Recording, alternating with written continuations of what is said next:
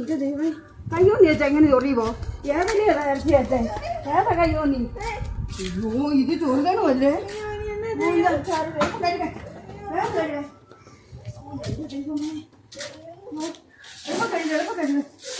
എങ്ങനെ ചെയ്യും? അയ്യോ, ഈ ചൊറിയണം ആരെങ്കിലും പറിച്ച് തലേ തേക്കുമോ? കൈ കൊണ്ട് പോലും തൊടാൻ പറ്റത്തില്ല.